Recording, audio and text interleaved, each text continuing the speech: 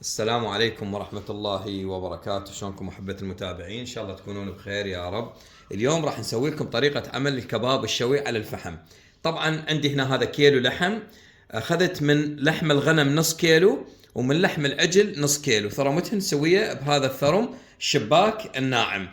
هسه شوفوا ايش راح نحط عليه، راح نخلي له بصل وملح فقط. هنا أحبة المتابعين عندي هذه قطعة البصل، أبرشها بهذا الخشن،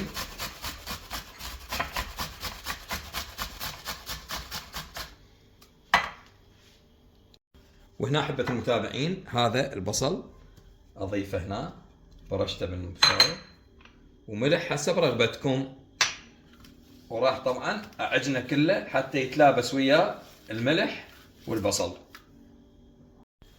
وهنا أحبة المتابعين عجنت اللحم مع البصل مع الملح جيدا. هنا طبعا بكاسة صغيرة تخلون مي دائما بصفكم حتى تقدر من تشيل من اللحم. ناخذ طبعا الشيش حسب رغبتكم، ايش كبره تردون تسوونه هذا بقيمكم. اولا نجي شوفوا بهذا الشكل،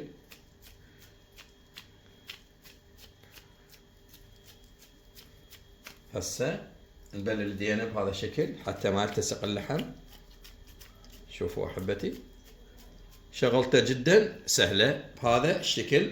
راح نكمل كل الكباب ان شاء الله ونرجع لكم. ورجعنا لكم احبه المتابعين بعد ان كملنا تشيش الكباب مالتنا، وبسم الله ما شاء الله هذه النتيجه. احب بس انوه على ملاحظات بسيطه راح كلش تفيدكم. اولا هذا اللحم الكيلو لحم اللي هو نصف بقر ونصف غنم، خليته يا من 100 الى 125 غرام ليد غنم حتى تنطي نكهه جدا طيبه. ملاحظه بسيطه، قبل ما تشوي الكباب شيشه قبل نصف ساعه الى ساعه. ليش؟ حتى اللحم ينشف عندكم بالشيش وما راح يوقع اثناء الشوي. هاي ملاحظات جدا مهمه لازم تراعونها حتى ينجح عندكم الكباب. هسه ان شاء الله خلي يعني فد نص ساعه ان شاء الله ونبلش نشوي. وهنا بلشنا نعلق الفحم، بس يجمر ان شاء الله نشوي. بس احبتي بعد ان الفحم عندنا جمر هسه راح نضيف الكباب. احبتي خلينا الكباب بسم الله ما شاء الله، هسه ان شاء الله نشوي وتشوفون شلون راح يطلع عندنا. احبتي شوفوا نقلب الكباب بهذا الشكل.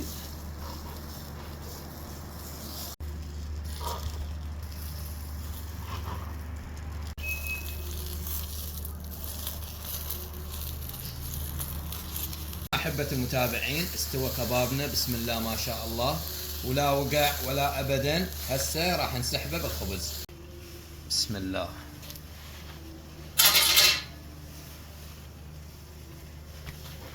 بسم الله ما شاء الله، شوفوا شلون طلع رهيب. هنا أحبة المتابعين كملت وصفتنا لهذا اليوم اللي هو كباب الشوي على الفحم، وبسم الله ما شاء الله تبارك الرحمن.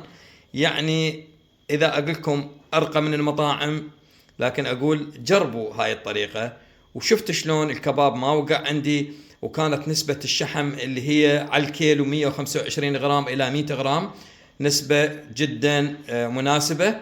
واللي أول مرة يدخل على قناتي ويشوف هذا الفيديو أو أي فيديو ثاني بالقناة لا ينسى يشترك ويفعل الجرس، وأهم شيء لا تنسونا من الدعاء. أنا أخوكم عبد الله العنزي، ومع ألف سلامة.